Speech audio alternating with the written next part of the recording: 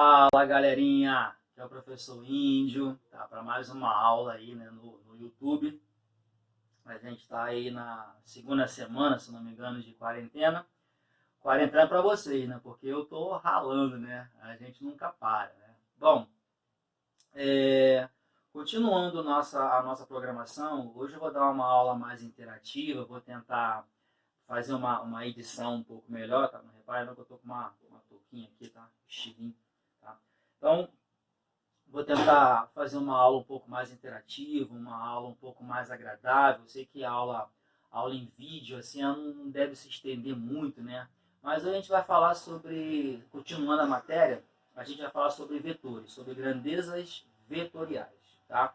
E o que eu quero que vocês entendam o que é uma grandeza vetorial. Aliás, a gente vai definir grandeza escalar e grandeza vetorial. Então, até agora a gente viu, né, aquela parte de movimento, velocidade, aceleração, tempo, né? Vimos as funções horárias da posição para o movimento uniforme, as funções horárias da posição para o movimento uniformemente variado, e assim por diante, certo? Agora a gente vai entrar em outro patamar. Bom, Mengão, outro patamar, hein? Até mesmo para a gente poder entrar em dinâmica, leis de Newton, quantidade de movimento, a gente vai precisar saber agora dessas chamadas grandezas vetoriais. Tá? O que são vetores? Vetores são grandezas, né? Grandeza é tudo aquilo que a gente consegue medir, tá? E para ficar bem definidas, elas necessitam de um valor, né? Que a gente sabe, por exemplo, velocidade 10 km por hora, 10 metros por segundo, tá? Ela precisa de uma direção e um sentido e ainda obedecer certas regrinhas matemáticas, porque nem tudo que tem módulo, direção e sentido é vetor, tá? Então, vamos lá, vou dar um exemplo de vetor. Velocidade é vetor? Pensa.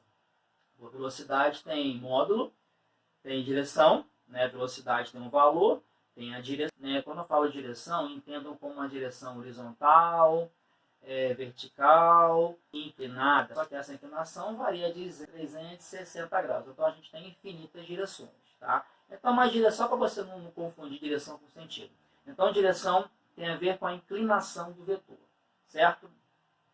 O sentido é para onde o vetor está apontando. Por exemplo, sentido norte-sul, leste-oeste, para cima, para baixo. Por exemplo, a aceleração gravitacional é um vetor que aponta para baixo. Tudo bem? Então, grandezas vetoriais são aquelas que, para ficar bem definidas, elas necessitam de um valor, né, uma direção e um sentido, e ainda obedecer certas regrinhas matemáticas que a gente vai ver um pouco mais para frente, que é a chamada álgebra vetorial, certo? Por exemplo, velocidade é vetor? É vetor. Aceleração é vetor? É vetor, tá? Quantidade de movimento, que a gente vê um pouco mais para frente, é vetor? É vetor, tá? Campo magnético, campo elétrico, campo gravitacional são exemplos de vetores. Show! Beleza. Grandezas escalares. Tá? O que são grandezas escalares? Grandezas escalares são aquelas grandezas, né, que não precisam de direção nem de sentido. Nem faz muito sentido a gente falar de direção e sentido para grandezas escalares, certo? Por exemplo, massa é vetor, massa, por exemplo, eu estou com minha massa de 87 quilos, né? Entenderam? 87 quilos? Acabou.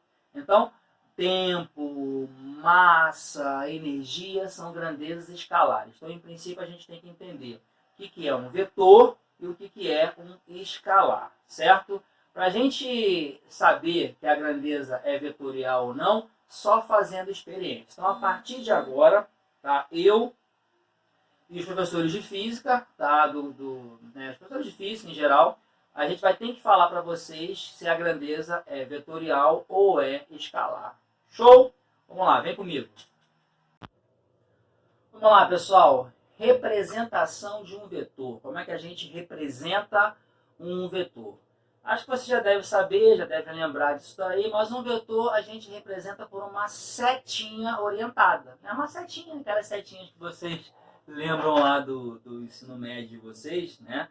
lá do primeiro ano, né, melhor dizendo, é uma setinha, né? Uma setinha, né? Um vetor velocidade, um vetor aceleração gravitacional, um vetor força, tá aqui, ó, uma setinha orientada, simplesmente isso, tá? Então, quando você vê, né, uma seta orientada com uma letra em cima, com uma setinha, né, a gente já sabe que é uma grandeza vetorial. Velocidade, força, aceleração, campo magnético, campo elétrico e assim por diante, tá? Então, como eu falei com vocês, a partir de agora a gente vai ter que falar com vocês, tá? Se a grandeza ela é vetorial ou se ela é uma grandeza escalar. Show! Vamos lá, vem comigo. Bom, cálculo vetorial, álgebra vetorial, tá? Isso talvez seja a parte mais importante para a gente poder entrar em dinâmica newtoniana, tá? Somar vetores, tá? O que é soma de vetor? Pessoal, soma de vetores é uma álgebra, né? Às vezes, essa álgebra vai coincidir com aquela álgebra que você lembra, que você trabalha normalmente em matemática. Às vezes, não, tá? Quando a gente tem dois vetores apontando no mesmo sentido, tá? A soma vetorial desses dois vetores, tá? Vai coincidir com uma soma algébrica. Por exemplo, vamos supor que eu tenho uma força para cá, né, de 10 newtons. Né? Não se preocupem se você não lembra de força, tá? A gente vai ver isso um pouco mais para frente. Se eu tenho um vetor apontando para cá, valendo 10 newtons. E se eu tenho outro vetor, né, apontando para a mesma direção, valendo 5 newtons, tá? Então, é como se eu tivesse um único vetor, valendo 10 mais 5, 15 newtons. Simples assim. É igual, não sei se vocês, né, já nadaram em rio, alguma coisa do tipo. Quando a gente nada a favor da correnteza, né, não é mais fácil? A sua velocidade resultante para o observador te olhando lá na margem vai ser a sua velocidade em relação à água mais a velocidade da correnteza, a velocidade de arrasto. Então vai ser uma soma vetorial. Se eu tenho dois vetores, tá? Um apontando nessa direção e outro apontando nessa direção, o vetor resultante vai ser a subtração. A soma vetorial vai coincidir com uma subtração, tá? Simples assim. Então, quando a gente tem dois vetores apontando no mesmo sentido, soma. Simplesmente soma, tá? Não vamos entrar, dificultar isso não. E quando a gente tem dois vetores apontando em sentidos opostos, a gente subtrai. Simples assim. Show? Tranquilo? Vamos lá, vem comigo. Acabou não? Bom, agora começa a dificultar um pouco mais as coisas, tá? Quando eu tenho dois vetores, tá?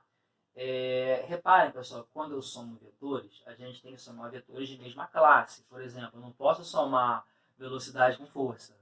Eu não posso somar laranja com maçã. Então, por exemplo, se eu estou somando, os dois vetores têm que ter tem que ser iguais, a mesma grandeza, digamos assim. Por exemplo, duas velocidades, duas forças, duas acelerações, assim por diante. Tá? Então, vamos lá, cuidado, hein? Agora, vamos lá. Se eu tenho dois vetores, tá? Da mesma grandeza, e esses dois vetores são perpendiculares, ou seja, digamos, um aponta para cima e outro aponta aqui para o nosso lado. Tá? Quando isso acontece, a soma vetorial, tá, ela vai coincidir com o teorema de Pitágoras. Dá uma olhadinha nessa figura que eu vou colocar para vocês aí.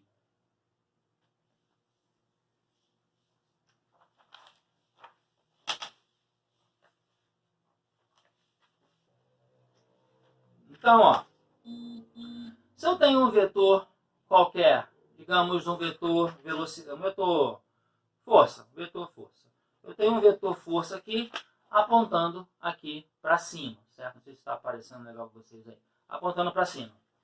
E se eu tenho um outro vetor, tá, apontando, digamos, para a minha horizontal, outro eu vou chamar um de F1 e o outro eu vou chamar de F2, tá? Ou seja, eu coloquei eles de propósito. Já a bundinha desse está na setinha desse. Eu coloquei aqui de propósito, tudo bem? Existe uma regrinha, tá? Que a gente faz para somar vetor, tá? A gente une a extremidade de um vetor com a origem de outro, é o famoso setinha na bundinha, tá? Quando a gente faz isso, a gente está fazendo uma figura mais ou menos assim. Agora, para a gente achar o vetor resultante, basta a gente ligar a origem de um até a extremidade do outro, criando, né, gerando o nosso vetor resultante. Então, isso daqui seria a nossa força resultante.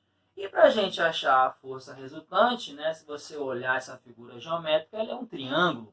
E é um triângulo retângulo. Tá? E desse triângulo retângulo, a gente vai fazer o teorema de Pitágoras. Então, a gente, né, a soma vetorial vai coincidir com o teorema de Pitágoras. Né? Ou seja, força resultante ao quadrado. Eu acho que está ao contrário aí, né? Mas dá para entender, né? Vou colocar umas figuras aqui também para ficar mais claro. Não se preocupem com isso. Força resultante ao quadrado, que no caso vai ser hipotenusa, é igual a F1 ao quadrado mais F2 ao quadrado, que são os dois catetos. Então, se os vetores forem perpendiculares, para a gente achar o vetor resultante, basta fazer o teorema de Pitágoras. Show? Você pode também fazer um método paralelogramo. Eu até prefiro, né?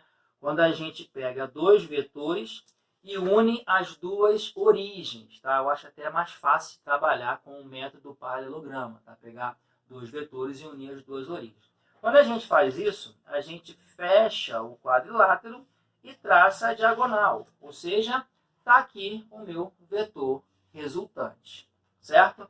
Para a gente calcular o nosso vetor resultante, a gente também vai usar o teorema de Pitágoras. Então, nada mudou. Você pode fazer o setinho na bundinha, ou você pode fazer, né, bundinha com bundinha, origem com origem, que é um método paralelogramo.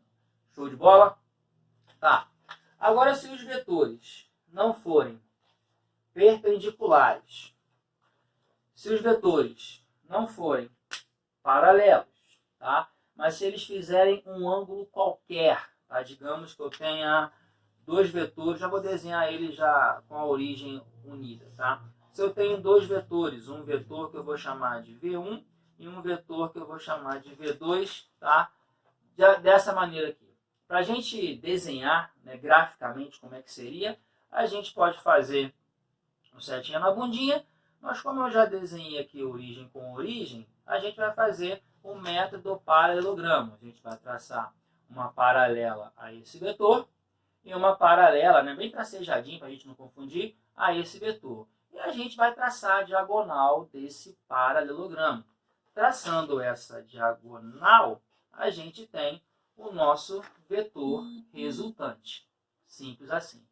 Para a gente calcular esse vetor resultante, né, supondo que os dois vetores tenham um ângulo θ, tá? Alfa, beta, gama, não importa, entre eles, não vou provar, a gente vai usar uma variação aqui da lei dos cossenos, certo?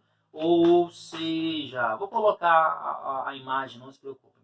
O meu vetor resultante, né, V ao quadrado, vai ser igual a V1 ao quadrado mais V2 ao quadrado mais duas vezes o primeiro vetor, vezes o segundo vetor, vezes o cosseno do ângulo. Tá? Então, tá, que não se preocupem se vocês estiverem vendo ao contrário, eu vou colocar a imagem aqui para ficar bem tranquilo, certo? Então, isso que eu falo que é a nossa álgebra vetorial, que é a nossa soma de vetores. Então, bem simples. Se os vetores forem paralelos, soma. Se os vetores forem paralelos, sentidos opostos, subtrai. Se os vetores, né, forem perpendiculares, ou assim, né, vai depender que se você quiser colocar desse jeito ou colocar desse jeito, está contigo. Tá? Você vai traçar só a diagonal, traça só o lado do triângulo, faz o teorema de Pitágoras. E se os vetores fizerem um ângulo qualquer, pode ser um ângulo obtuso ou até mesmo um ângulo, né, obtuso não, desculpa, agudo, e um ângulo obtuso, você pode fazer a lei dos cossenos. Tudo bem? Show de bola? E para a gente, né, meio que encerrar esse bate-papo, vamos falar sobre projeção de vetores, certo? Projeção de vetores, eu vou fazer questão de ir para o quadro e explicar para vocês, porque isso aqui vai ser importante para a gente. Vamos lá, vem comigo. Bom, pessoal, para a gente encerrar esse nosso bate-papo sobre vetores, tá? Passei para o quadro aqui agora, a gente, né, já viu o que é um vetor, a gente, né, já viu a representação de um vetor, a gente, quando tem um vetor apontando no sentido positivo do nossa origem, o vetor é positivo. Se o vetor estiver apontando em sentido contrário à origem estabelecida, a gente tem um vetor negativo. É por isso que a velocidade de um móvel, quando ele está indo contra a trajetória estabelecida, é negativa. Tá? Por isso, porque velocidade é uma grandeza vetorial, certo? E para a gente encerrar esse bate-papo aqui, né, hoje foi bem direto ao assunto, um pouco diferente, tá? Um pouco mais filosófico, digamos assim, do que matemático, tá? Então, para a gente poder, né, encerrar agora, projeção de vetores. Isso aqui é essencial para a gente poder chegar em dinâmica, leis de Newton, tá? Isso aqui tem que ficar muito claro na cabeça de vocês. É a parte mais importante que eu acho de vetores, porque isso daqui, às vezes, está chegando mensagem no WhatsApp, sai mensagem, tá? Bom, vamos supor que eu tenho um plano cartesiano, certo? X e Y. E aqui eu tenho um vetor qualquer, tá? Saindo da origem. Pode ser um vetor velocidade, um vetor força, não importa. É como se fosse, digamos, um avião. Esse aqui está representando a velocidade de um avião. Esse avião está voando. Vamos supor que aqui fosse o eixo norte, sentido norte, sentido sul, sentido leste, sentido oeste, certo? Esse avião estaria voando para onde? Né? Aproximadamente norte com leste, estaria voando numa direção θ graus para nordeste. Então, só para ficar um pouco mais claro, porque às vezes você vê vetor, o negócio fica muito abstrato. Na verdade, vetores, quando a gente vê isso na graduação, quem for fazer engenharia, vai ver isso numa matéria chamada de álgebra linear. Tá? Então, isso aqui, na verdade, é mais matemática do que física. Mas, voltando aqui. Esse vetor está apontando nessa direção e no sentido nordeste, certo? Bom, se eu pegasse, vamos supor que esse vetor aqui fosse uma parede. Se eu pegasse uma lanterna e acendesse aqui em cima, vocês concordam que apareceu uma espécie de sombrinha aqui embaixo? Essa sombrinha que aparece aqui embaixo é chamado de projeção do meu vetor V, tá? No meu eixo X, que a gente chama carinhosamente de Vx. E se eu pegar essa lanterna que está aqui em cima e botar aqui do lado e acender, vai aparecer uma sombrinha aqui no meu eixo Y, que a gente chama de Vy, carinhosamente de Vy. Então, essas duas projeções, tá? Elas indicam, por exemplo, se eu falasse com você, esse avião está voando para Nordeste, não tá? Mas esse avião está voando para Leste? Tá. Meio tortinho, mas tá. Esse avião está voando para Norte? Tá. Meio tortinho, mas tá. Ou seja, o pouquinho que ele voa para Leste e o pouquinho que ele voa para Norte me dá a direção Nordeste, sentido Nordeste. Pegar a ideia? Isso que é projeção de vetores. É quando a gente divide as velocidades, divide as forças e assim por diante. Em princípio, a gente está analisando no meio bidimensional. Show? Bom, vamos lembrar agora de trigonometria. Vamos chegar nesse triângulo aqui, ó. Lembram do conceito de cosseno, tá? Cosseno de um ângulo, cosseno de θ é cateto adjacente dividido pela hipotenusa. Então, cateto adjacente aqui é quem? Fala Vx. Dividido pela hipotenusa. Quem está fazendo o papel de hipotenusa? O nosso vetor original aqui, o V, né, em módulo, digamos assim. Se eu multiplicar cruzado,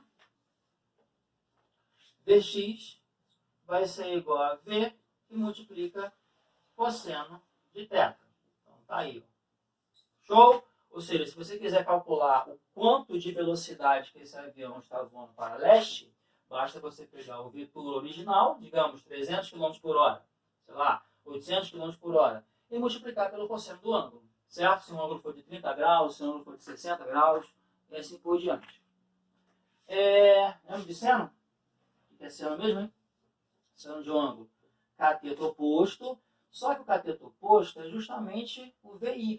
Pode ver que ele encaixa aqui certinho. Ó, VY, cateto oposto, dividido pela hipotenusa. Né? Se eu multiplicar cruzado, eu vou ver que VY vai ser igual a V, que multiplica seno de θ.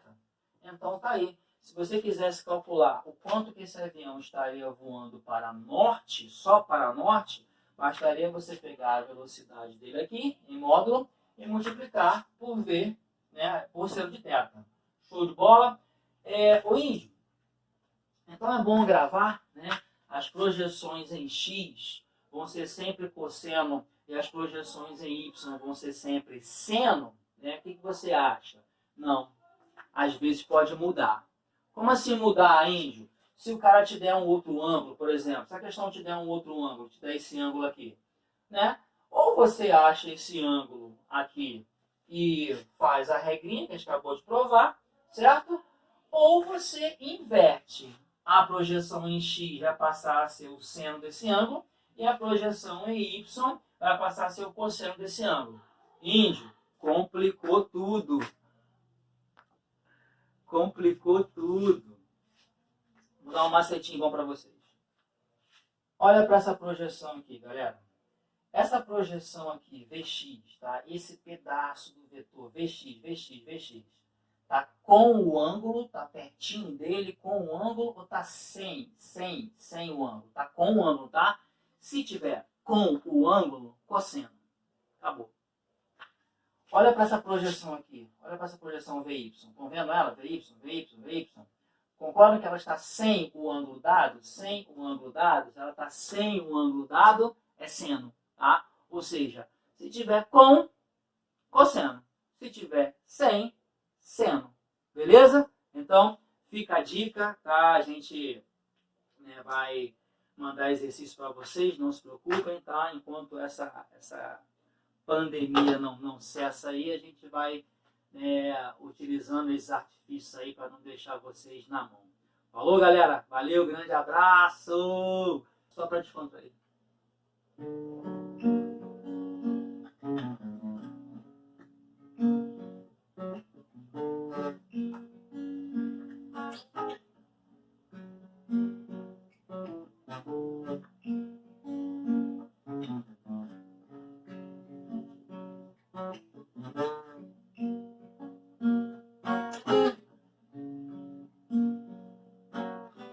Sometimes I feel like I don't have a partner. Sometimes I feel my only friends isn't saving and living in pity and violence. Oh, yes, I am together we cry.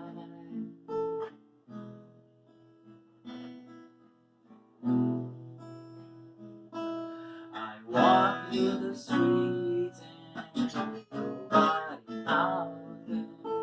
Walk to the streets and nobody knows. Just because I feel them, waiting for angels. Oh yes, I am. Together we cry.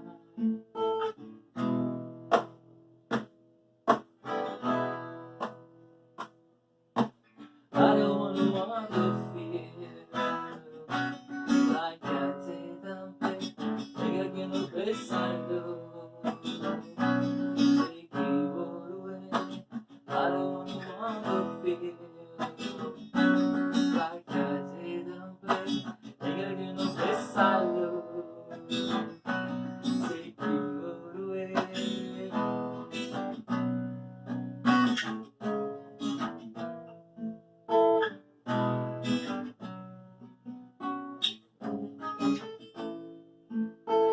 Valeu, galera. Desculpa o inglês, hein?